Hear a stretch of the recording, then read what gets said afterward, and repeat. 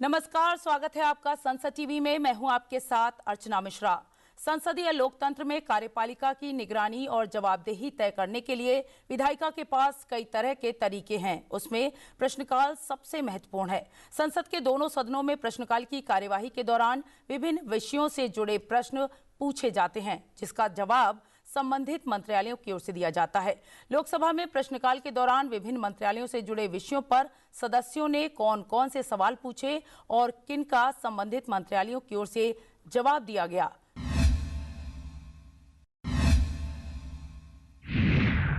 आज के कार्यक्रम का पहला सवाल जुड़ा है पुराने वाहनों के पुनर्चक्रण और स्क्रैपिंग से। इस सवाल को पूछा है लोकसभा सांसद पीसी मोहन ने। उन्होंने सड़क परिवहन और राजमार्ग मंत्रालय से पूछा है कि क्या सरकार ने प्रदूषण को कम करने और संसाधनों की पुनर्प्राप्ति को बढ़ावा देने के लिए कारों, दोपहिया वाहनों और वाणिज्यिक वाहनों सहित पुराने और अनुपयुक्त वाहनों के पुनर्चक्रण और स्क्रैपिंग के लिए कोई नीति लागू की है। यदि हाँ, तो कर्नाटक सहित देश भर में, विशेषकर बेंगलुरु में अब तक कितने पंजीकृत वाहन स्क्रैपिंग और पुनर्चक्रण केंद्र स्थापित किए गए हैं? क्या पुराने वाहनों को स्क्रैप करने और नए ईंधन दक्ष या इलेक्ट्रिक वाहन खरीदने के लिए व्यक्तियों या कंपनियों को कोई प्रोत्साहन दिया जा रहा है? यदि हाँ, तो ब्यौरा क्या है? बड़े पैमाने पर वाहनों के पुनर्चक्रण और स्क्रैपिंग से होने वाले अनुमानित पर्यावरणीय और आर्थिक लाभ क्या है? निजी और सूक्ष्म लघु मध्यम उद्यम क्षेत्र की मजबूत भागीदारी के साथ वाहनों के स्क्रैपिंग और पुनर्चक्रण को एक संगठित उद्योग के रूप में विकसित करने के लिए सरकार की भावी योजनाएं क्या हैं?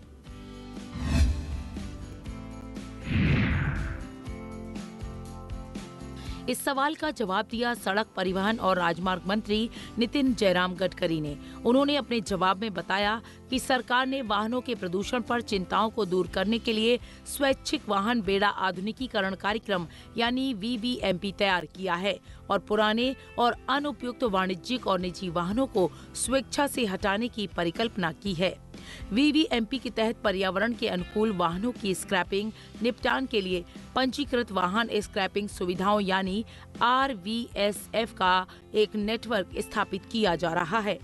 इन सुविधाओं की स्थापना को सुविधाजनक बनाने के लिए सरकार ने मोटर यान नियम 2021 को साकानी यानी साधारण केंद्रीय नियम 653A 23 सितंबर 2021 के माध्यम से अधिसूचित किया है।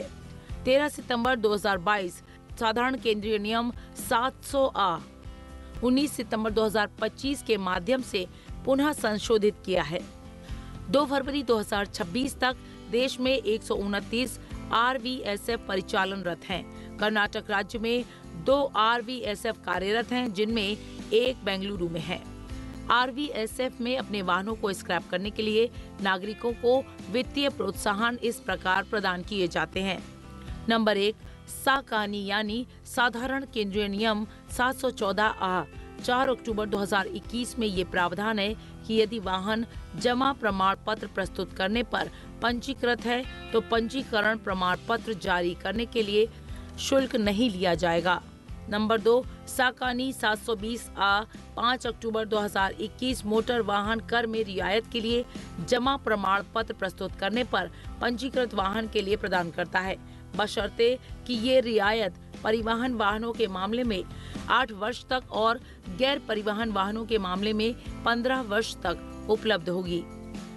नंबर 3, साकानी 200A 26 मार्च 2025 में सभी परिवहन और गैर परिवहन वाहनों के लिए ऐसे प्रमाण पत्र के एवज में मोटर वाहन कर में 50% तक की छूट का प्रावधान है, जो कि व्यापक उत्सर्जन स्टैंडर्ड भारत स्टेज 1 मानदंडों और पहले के व्यापक उत्सर्जन मानदंडों के अनुसार निर्मित है और सभी मध्यम और भारी मालवाहक मोटर वाहन और सभी मध्यम और भारी यात्री मोटर वाहन जो कि व्यापक उत्सर्जन स्टैंडर्ड भारत स्टेज 2 मानदंडों के अनुसार निर्मित है।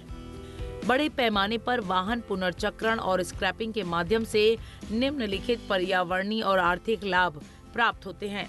नंबर 1, सरकार द्वारा जारी दिशा निर्देशों के अनुपालन में RVSF द्वारा पर्यावरण के अनुकूल तरीके से अनुपयुक्त पुराने वाहनों को स्क्रैप किया जाता है।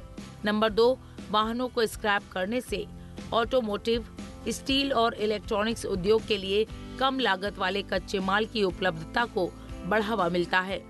नंबर 3, वाहनों के स्क्रैपिंग से पुराने वाहनों को नए ईंधन कुशल और स्वच्छ विकल्पों जैसे ईवी और हाइब्रिड मॉडल के साथ बदलने को प्रोत्साहित किया जाता है।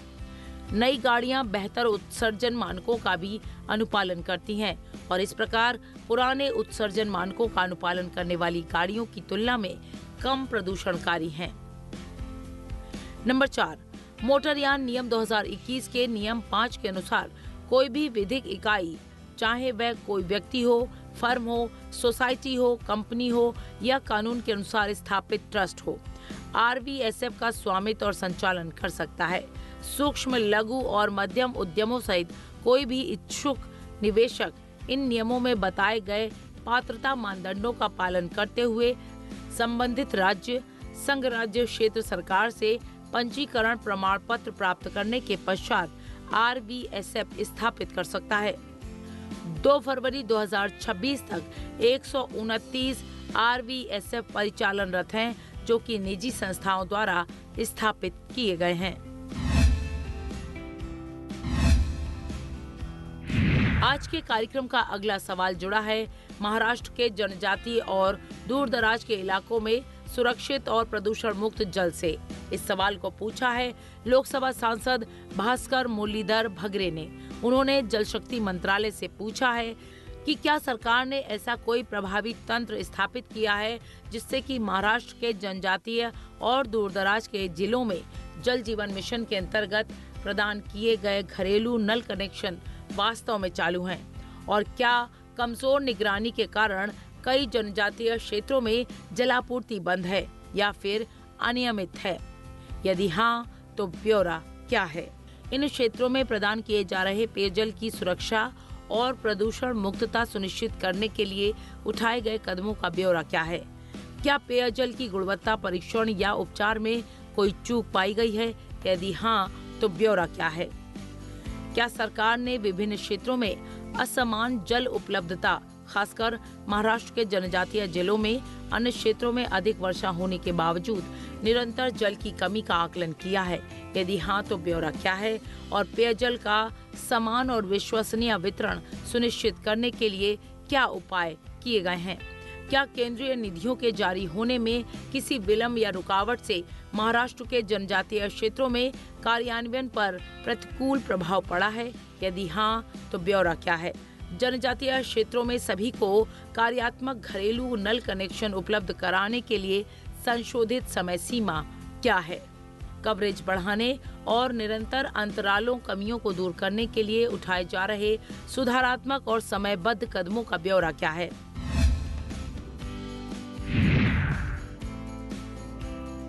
इस सवाल का जवाब दिया जल शक्ति मंत्रालय में राज्य मंत्री वी सोमन्ना ने। अपने जवाब में उन्होंने बताया कि पेयजल राज्य का विषय है। पेयजल आपूर्ति स्कीमों, परियोजनाओं की आयोजना, डिजाइन, अनुमोदन और कार्यान्वयन का अधिकार राज्य सरकार के पास है। भारत सरकार महाराष्ट्र सहित राज्यों और संघ राज्य क्षेत्रों की भागीदारी से अगस्त 2019 से जल जीवन मिशन को कार्यान्वित कर रही है, जिससे कि देश के जनजातीय और दूरदराज के जिलों में ग्रामीण परिवारों सहित प्रत्येक ग्रामीण परिवार के लिए नल जल आपूर्ति का प्रावधान किया जा सके। जल जीवन मिशन यानी JJM के तहत पेयजल और स्वच्छता विभाग राज्यों और संघ राज्य क्षेत्रों को उनकी पेयजल आपूर्ति योजनाओं को कार्यान्वित करने के लिए वित्तीय, नीतिगत मार्गदर्शन और तकनीकी सहायता प्रदान करता है। मिशन को अनुमोदित दिशा निर्देशों और मौजूदा वित्तीय नियमों के अनुसार कार्यान्वित किया जा रहा है, जिससे कि पारदर्शिता, जवाबदेही और सामुदायिक भागीदारी सुनिश्चित हो रही है। भारत सरकार ने महाराष्ट्र सहित देश भर में JJM की आयोजना और कार्यान्वयन को सुदृढ़ बनाने के लिए कई कदम उठाए हैं। इन कदमों में राज्यों, संघ राज्य क्षेत्रों के साथ संयुक्त विचार विमर्श और वार्षिक कार्य योजनाओं यानी AAP को अंतिम रूप देना, कार्यान्वयन की नियमित समीक्षा, क्षमता निर्माण और ज्ञान के आदान प्रदान के लिए कार्यशालाओं, सम्मेलनों, वेबिनारों का आयोजन और तकनीकी सहायता प्रदान करने के लिए बहुविषयक टीमों द्वारा क्षेत्र दौरे शामिल हैं। वास्तविक समय और पारदर्शी निगरानी के लिए JJM एकीकृत प्रबंधन सूचना प्रणाली यानी कि IMIS और JJM डैशबोर्ड विकसित किए गए हैं, जिसके तहत राज्य, जिला और पंचायत स्तर पर मिशन की प्रगति संबंधी सूचना पब्लिक डोमेन में प्रदान की जाती है। सार्वजनिक वित्त प्रबंधन प्रणाली यानी PFMS के माध्यम से पारदर्शी ऑनलाइन वित्तीय प्रबंधन का भी प्रावधान किया गया है। संदूषित पदार्थों के लिए नियमित परीक्षण सहित परिवारों में आपूर्ति किए जाने वाले पाइपगत जल की गुणवत्ता सुनिश्चित करने के लिए JJM के तहत निम्नलिखित तंत्र मौजूद है। नंबर 1, जल जीवन मिशन के तहत मौजूदा दिशा निर्देशों के अनुसार भारतीय मानक ब्यूरो के BIS 10,500 मानकों को पाइपगत जलापूर्ति योजनाओं के माध्यम से आपूर्ति किए जा रहे जल की गुणवत्ता के लिए बेंचमार्क के रूप में अपनाया जाता है। नंबर 2, राज्यों, संघ राज्य क्षेत्रों को जल गुणवत्ता के लिए पानी के नमूनों का परीक्षण करने में सक्षम बनाने और पेयजल स्रोतों के नमूना संग्रहण, रिपोर्टिंग, निगरानी और पर्यवेक्षण के लिए एक ऑनलाइन JJM जल गुणवत्ता प्रबंधन सूचना प्रणाली यानी WQMIS पोर्टल विकसित किया गया है। WQMIS के माध्यम से सूचित किए गए जल गुणवत्ता परीक्षण का राज्यवार विवरण पब्लिक डोमेन में उपलब्ध है और इसे इस लिंक के माध्यम से देखा जा सकता है https://ejalshakti.gov.in/WQMIS/MAIN यानी main/report REPORT। कार्य संबंधी दिशा निर्देशों के अनुसार राज्य, संघ राज्य क्षेत्र जल गुणवत्ता निगरानी और पर्यवेक्षण गतिविधियों के लिए JJM के तहत धनराशि के अपने वार्षिक आवंटन का 2% उपयोग कर सकते हैं, जिसमें अन्य बातों के साथ साथ जल गुणवत्ता परीक्षण प्रयोगशालाओं की स्थापना और सुदृढ़ीकरण, उपकरणों, उपस्करों, रसायनों, कांच के सामान, उपभोग्य सामग्रियों की खरीद, कुशल जनशक्ति को काम पर रखना, फील्ड टेस्ट किट यानी FTK का उपयोग करके समुदाय द्वारा निगरानी, जल गुणवत्ता के संबंध में जागरूकता का प्रसार, शैक्षिक कार्यक्रम, प्रयोगशालाओं का प्रत्यायन, मान्यता आदि शामिल हैं। जल गुणवत्ता की निगरानी के लिए समुदायों को सशक्त बनाने के लिए राज्यों, संघ राज्य क्षेत्रों को ये भी सलाह दी गई है कि वे ग्राम स्तर पर फील्ड टेस्टिंग किट यानी FTK या फिर बैक्टीरियोलॉजिकल शीशियों का उपयोग करके जल गुणवत्ता का परीक्षण करने के लिए प्रत्येक गांव में 5 व्यक्तियों अधिमान्यता महिलाओं की पहचान करें और उन्हें प्रशिक्षित करें। साथ ही WQMIS पोर्टल पर इसकी सूचना दें। जब राज्य का विषय होने के कारण जल संसाधनों के संवर्धन, संरक्षण और कुशल प्रबंधन के लिए कदम प्राथमिक रूप से संबंधित राज्य सरकारों द्वारा उठाए जाते हैं। JJM के तहत पेयजल स्रोत विकास, सुदृढ़ीकरण, संवर्धन के लिए प्रावधान किए गए हैं। ग्राम अवस्थित जल आपूर्ति अवसंरचना के सृजन के अलावा जल की कमी वाले, सूखा प्रवण और गैर भरोसेमंद भूजल स्रोतों वाले रेगिस्तानी क्षेत्रों में जल के थोक अंतरण के लिए अवसंरचना, शोधन और संवितरण प्रणालियों का निर्माण किया जा रहा है। पेयजल सुरक्षा प्राप्त करने के लिए हर एक गांव को जल जीवन मिशन के तहत 5 वर्ष की ग्राम कार्य योजना तैयार करनी होगी, जिसमें कि अन्य बातों के साथ साथ ग्राम स्तर पर अन्य योजनाओं जैसे कि ग्रामीण स्थानीय निकायों RLB, PRI को 15वें वित्त आयोग से सशर्त अनुदान, समेकित वाटरशेड प्रबंधन कार्यक्रम, राज्य स्कीमें, जिला खनिज विकास निधि, CSR निधियां, सामुदायिक अंशदान आदि के सामंजस्य में किए जाने वाले पेयजल स्रोतों के संवर्धन और सुदृढ़ीकरण कार्य शामिल हैं। महाराष्ट्र सहित सभी राज्यों, संघ राज्य क्षेत्रों को निधियां जस्ट इन टाइम सिद्धांत के अनुरूप जारी की जाती हैं, जैसा कि JJM के कार्यान्वयन के लिए कार्य संबंधी दिशा निर्देश और वित्त मंत्रालय द्वारा समय समय पर जारी किए गए मौजूदा अनुदेशों में परिकल्पना की गई है। जेजेएम जनजातीय क्षेत्रों में दूरदराज के ग्रामीण परिवारों सहित सभी ग्रामीण परिवारों को कवर करने के लिए एक सार्वभौमिक दृष्टिकोण का अनुपालन करता है।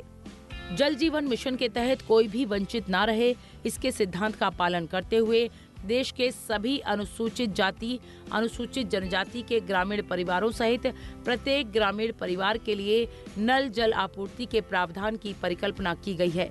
इसके अलावा जल गुणवत्ता प्रभावित बसावटों, रेगिस्तानी और सूखा प्रवण क्षेत्रों, अनुसूचित जाति, अनुसूचित जनजाति के गांवों, आकांक्षी और जेईएईएस प्रभावित जिलों, सांसद आदर्श ग्रामीण योजना गांवों आदि में नल जल आपूर्ति के प्रावधान को प्राथमिकता दी जाती है।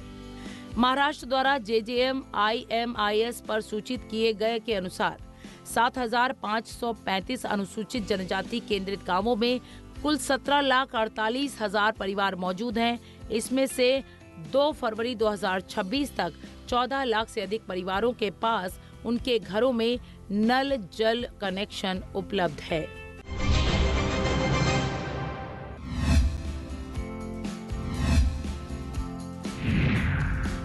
आज के कार्यक्रम का अगला सवाल जुड़ा है व्यावसायिक टैक्सी चालकों के लिए वार्षिक पास प्रणाली से। इस सवाल को पूछा है लोकसभा सांसद गुरमीत सिंह मीत हायन ने। उन्होंने सड़क परिवहन और राजमार्ग मंत्रालय से पूछा है, क्या सरकार का वर्तमान में केवल निजी गैर व्यावसायिक वाहनों के लिए उपलब्ध वार्षिक टोल पास प्रणाली को वाणिज्यिक टैक्सियों, कैब एग्रीगेटरों और फ्लीट संचालकों तक विस्तारित करने का विचार है? यदि हाँ, तो ऐसी योजना की स्थिति क्या है और प्रस्तावित शर्तें क्या हैं? क्या सरकार के पास राज्य सीमाओं के पार चलने वाली वाणिज्यिक टैक्सियों और फ्लीट वाहनों के समक्ष आने वाले राज्य में प्रवेश संबंधी कर भार के आंकड़े हैं? यदि हाँ, तो क्या ऐसे करों को सुसंगत बनाने के लिए कोई नीतिगत उपाय विचाराधीन है, जिससे कि किसी एकल राष्ट्रीय भुगतान तंत्र का उपयोग किया जा सके और राजस्व का राज्यों में उचित वितरण हो सके?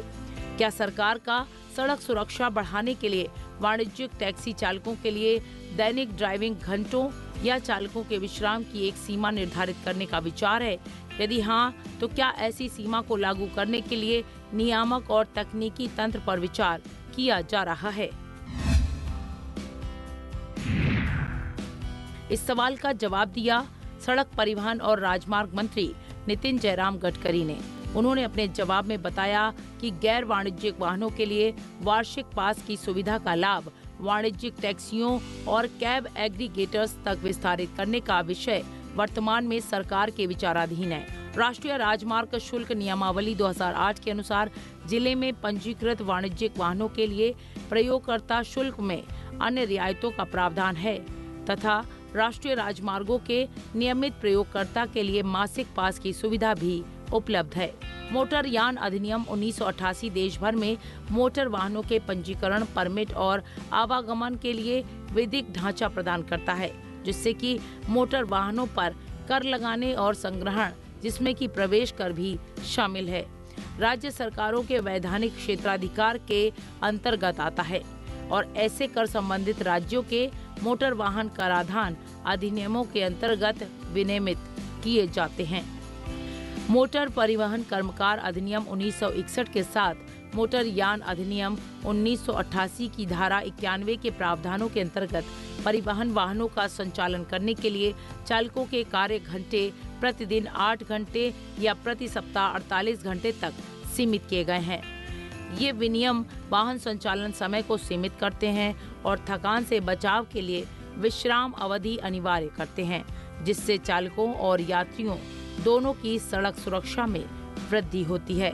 इसके अलावा सांविधिक चालक कार्य समय प्रावधानों के प्रवर्तन के संबंध में माननीय सर्वोच्च न्यायालय के 17 अप्रैल 2025 के निर्देशों के अनुपालन में राज्य श्रम सचिवों और परिवहन सचिवों की एक समिति गठित की गई है, जो कि कार्रवाई योग्य उपायों की सिफारिश करेगी।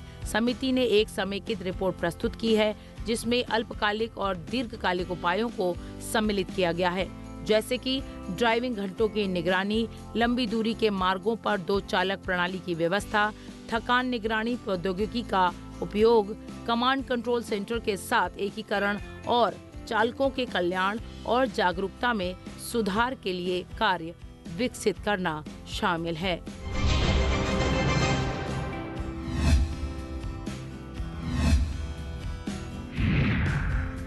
आज के कार्यक्रम में अगला सवाल जुड़ा है विमानपत्तनों पर किफायती भोजन के विकल्प से। इस सवाल को पूछा है लोकसभा सांसद डॉक्टर संजय जायसवाल ने। उन्होंने नागर विमानन मंत्रालय से पूछा है कि क्या सरकार का विशेषकर विमानपत्तनों पर भोजन की उच्च कीमतों के संबंध में प्राप्त शिकायतों को देखते हुए उड़ान योजना के अंतर्गत यात्रा करने वाले यात्रियों के लिए पूरे देश के विमानपत्तनों पर किफायती नाश्ता, चाय और स्नैक्स उपलब्ध कराने का विचार है या कोई पहल है? यदि हाँ, तो ब्यौरा क्या है और उड़ान यात्रियों के लिए गुणवत्तापूर्ण और किफायती भोजन विकल्पों की उपलब्धता सुनिश्चित करने के लिए किए गए और किए जाने वाले उपाय क्या हैं? और यदि नहीं, तो इसके क्या कारण हैं? क्या सरकार का हवाई यात्रा को अधिक समावेशी और किफायती बनाने के लिए ऐसे किसी उपाय का विचार है? यदि हाँ, तो ब्यौरा क्या है? इस सवाल का जवाब दिया नागर विमानन मंत्रालय में राज्य मंत्री मुरलीधर मोहोल ने। उन्होंने अपने जवाब में बताया कि यात्रियों के लिए किफायती खाद्य और पेय पदार्थों के विकल्पों की मांग को पूरा करने के लिए कई हवाई अड्डों पर उड़ान यात्री कैफे जैसे कम लागत वाले आउटलेट शुरू करने की पहल की गई है। ये आउटलेट किफायती कीमतों पर बुनियादी खाद्य और पेय पदार्थ उपलब्ध कराते हैं। उड़ान यात्री कैफे की सुविधा कोलकाता, चेन्नई, अहमदाबाद, पुणे, भुवनेश्वर, विजयवाड़ा और होलोंगी हवाई अड्डों पर प्रारंभ की गई हैं। अन्य हवाई अड्डों पर उड़ान यात्री कैफे या इस तरह के कम लागत वाले खाद्य आउटलेट की शुरुआत करना संबंधित हवाई अड्डा प्रचालकों के विवेक पर निर्भर है। और अब बात करते हैं राज्यसभा की। राज्यसभा में प्रश्नकाल के दौरान कौन कौन से प्रश्न पूछे गए और उसका कौन कौन से मंत्रालयों से उत्तर दिया गया।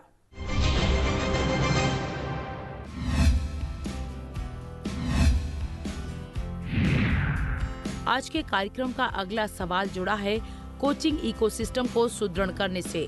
इस सवाल को पूछा है राज्यसभा सांसद सुभाष बराला, डॉक्टर सिकंदर कुमार, रेखा शर्मा और मदन राठौड़ ने।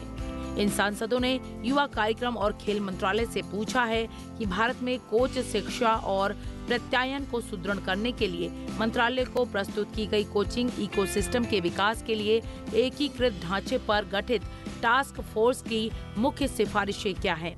राष्ट्रीय कोच प्रत्यायन बोर्ड की स्थापना का प्रस्ताव, राष्ट्रीय कोच प्रत्यायन बोर्ड की स्थापना का प्रस्ताव और राष्ट्रीय मानकों को निर्धारित करने में इसकी परिकल्पित भूमिका क्या है?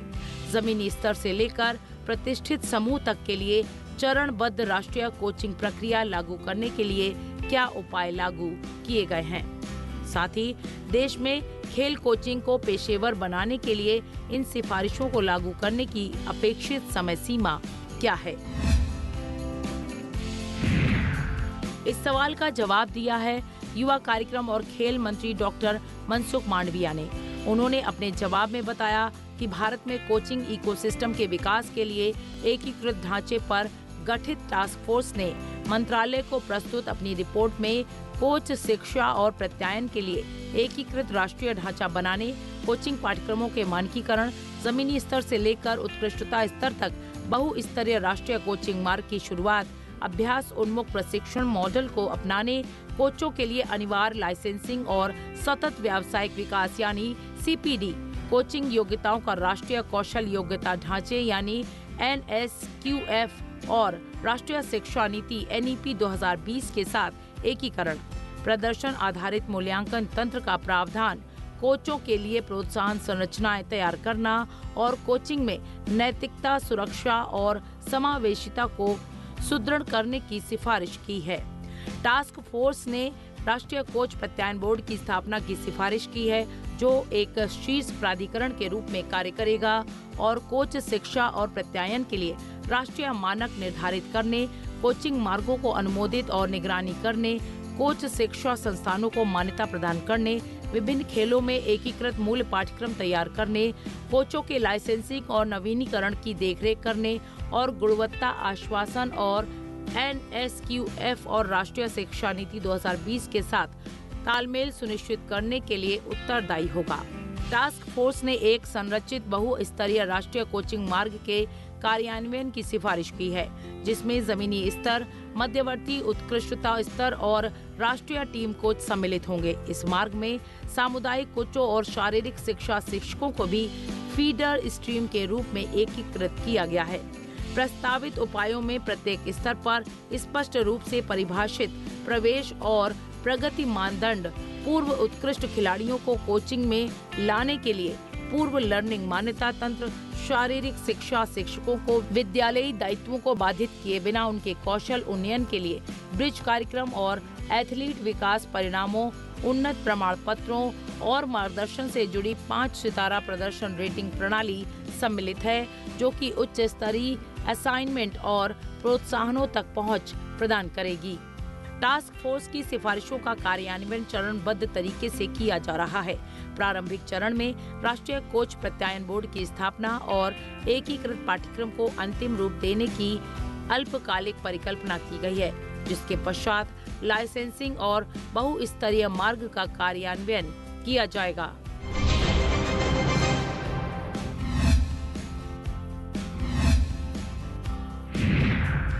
आज के कार्यक्रम का अगला सवाल जुड़ा है डिजिटल पर्यटन प्लेटफॉर्म से। इस सवाल को पूछा है राज्यसभा सांसद मोकरिया राम भाई ने। उन्होंने पर्यटन मंत्रालय से पूछा है कि पुनर्गठित अतुल्य भारत डिजिटल प्लेटफॉर्म की मुख्य विशेषताएं क्या हैं, पर्यटकों की सहभागिता और यात्रा योजना के लिए शुरू किए गए डिजिटल उपकरणों का ब्यौरा क्या है, क्या इस प्लेटफॉर्म को बुकिंग और टिकटिंग सेवाओं के साथ एकीकृत किया गया है और यदि हाँ तो ब्यौरा क्या है। इस सवाल का जवाब दिया है पर्यटन मंत्री गजेंद्र सिंह शेखावत ने। अपने जवाब में उन्होंने बताया कि पर्यटन मंत्रालय ने देश की समृद्ध सांस्कृतिक विरासत, प्राकृतिक सौंदर्य और विविध आकर्षण का अनुभव प्राप्त करने में रुचि रखने वाले पर्यटकों हितधारकों के लिए एक व्यापक संसाधन के रूप में अतुल्य भारत डिजिटल प्लेटफॉर्म के नवीनीकृत संस्करण का शुभारंभ किया गया है। ये प्लेटफॉर्म आगंतुकों को संस्कृति, विरासत, साहसिक, गैस्ट्रोनॉमिकल, निरोगता, कला और शिल्प, ग्रामीण आदि सहित देश के विविध पर्यटन आकर्षण से भरपूर स्थलों का आभासी अनुभव प्रदान करता है।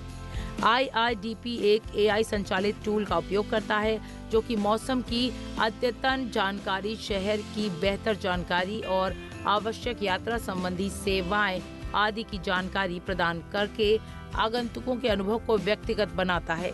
इस प्लेटफॉर्म में डिजिटल परिसंपत्तियों की जानकारी को साझा करने और उन्हें प्रबंधित करने के लिए एक कंटेंट हब भी शामिल है। इसके अलावा इस पोर्टल ने फ्लाइट, होटल, कैब और बसों और ASI स्मारकों की टिकटों की सुगम बुकिंग और पंजीकृत टूर ऑपरेटरों और ट्रैवल एजेंटों की जानकारी उपलब्ध कराने के लिए कई ऑनलाइन ट्रैवल एजेंटों और हितधारकों के साथ भी साझेदारी की है।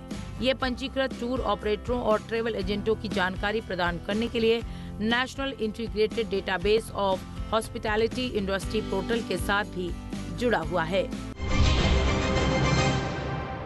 तो हमारे खास कार्यक्रम प्रश्नकाल में आपने देखा कि संसद के दोनों सदनों में किन किन सदस्यों ने कौन कौन से सवाल पूछे और संबंधित मंत्रियों ने उसका क्या उत्तर दिया। फिलहाल हमारे इस कार्यक्रम में इतना ही। दीजिए इजाजत। नमस्कार।